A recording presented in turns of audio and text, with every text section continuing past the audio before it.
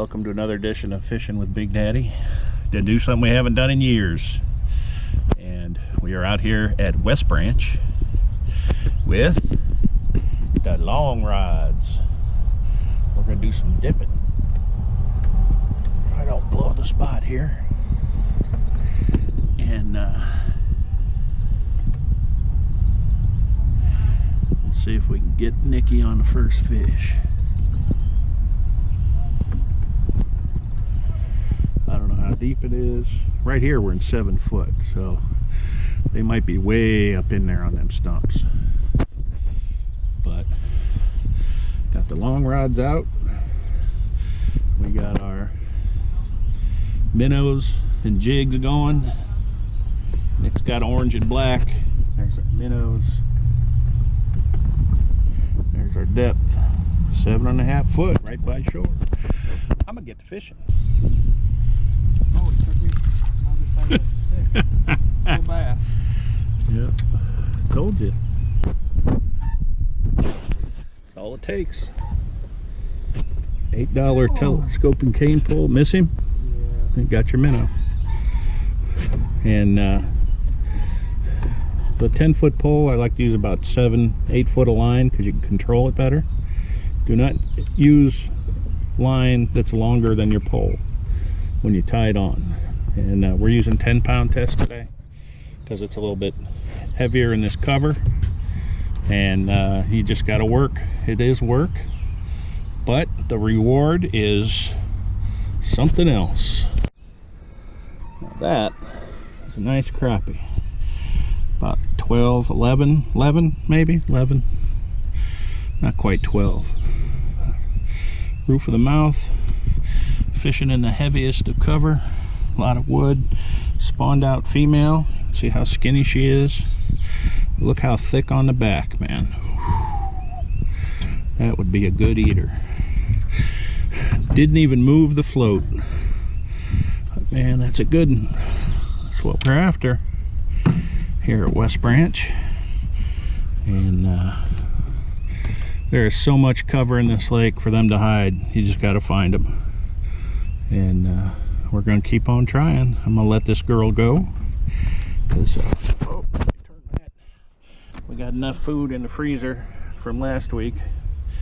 We got 32 fillets in the freezer from last week. So hit chartreuse, a chartreuse panfish assassin, tipped with a minnow, about 2 foot down under a cheap old float. So nice little fish. I'm gonna let her go. Nick got him a good one. Big black crappie. Just on a jig and long rod. You're about 2.5 feet. Yeah. Yeah, that's a good one. This is what we're fishing, the buck brush right there. Oof. Lake level just went up 2 inches. Little jig with a straight tail minnow bait on there. Looks like a Bobby Garland. I'll call it a Bobby Garland knockoff because that's about what it is. But, get another one.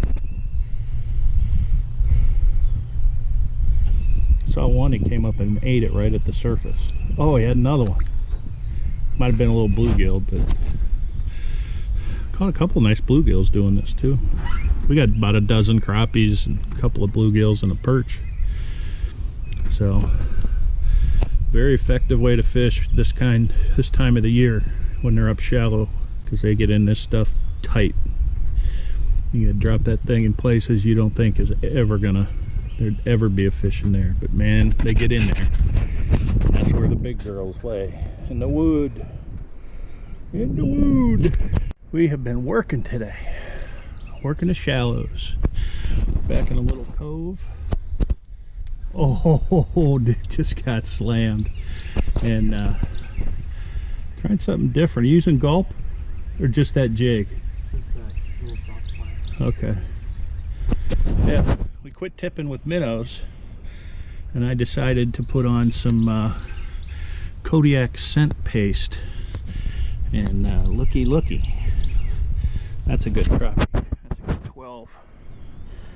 That is a really good fish. And I got my, pardon the camera work. One-armed cameraman at work here. There's a tube injector. Kodiak Sense. I have a tube on a 1/32 ounce jig head. I just fill the tube with scent and use it like just working around these bushes and logs in the water. There's old beaver lodge over there. But we are catching some fish today. Look at that. What a beauty. And we are throwing them all back. So say goodbye to this beautiful girl. She just about spawned out and she can get bigger. There she went. You know, this is tough being a one-armed fisherman. Oh, he was off to China. Let's see if Nick can get him one here. Must be a pad of bluegills in there nipping. Big grandma crappie under that log. And jig her up, jig her up. But yeah, this is all the stuff we're fishing, all this brush and logs and stuff in the water. Wherever you can get that jig in, the tightest cover you can get, yank them out of there. 10-pound test on these telescoping long rods. Nick had a 13-foot rod, but he broke it. Snapped a section on it, so he had to adapt and improvise and overcome, which is what we do a lot here when we fish. But it's getting real shallow back here. I don't want to get stuck, so I'm gonna start backing us out. But man, what a day. What a day. These telescoping long rods are so much fun. That float jumps, pops, makes a squeaking noise. Fish just whack it. We've caught some big bluegills, some nice crappies, and that one dink perch. But we're gonna keep going.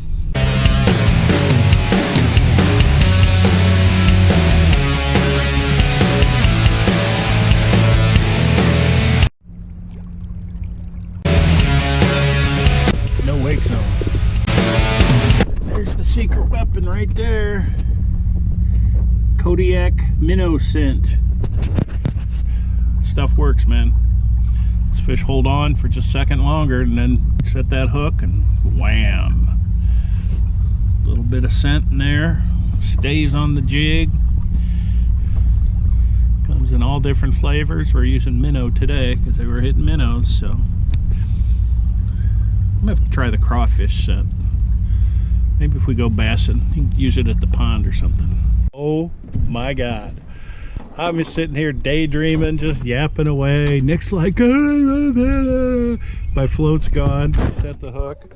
Boom. Nice big fat one.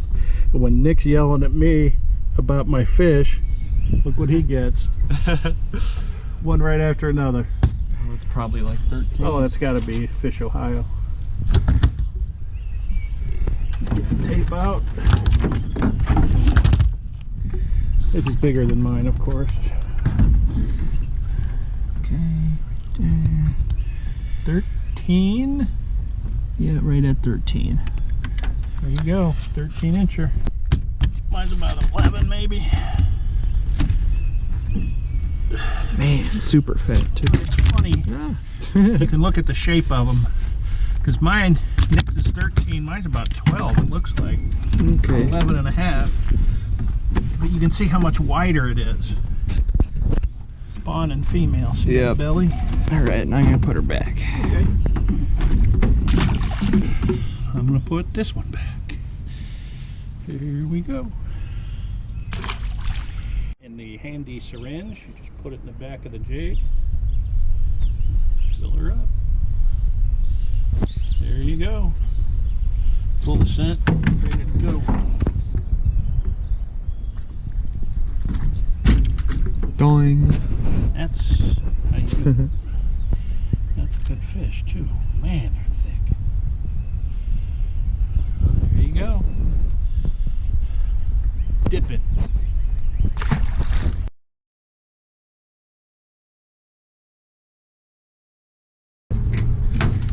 Here, I'm gonna pull this out. We'll go to the next one.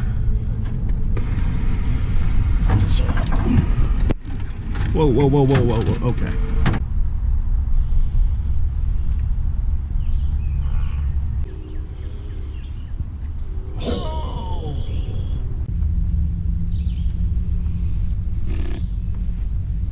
Wah, wah.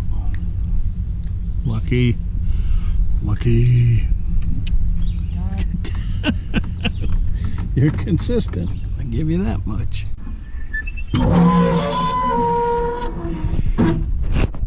Eee.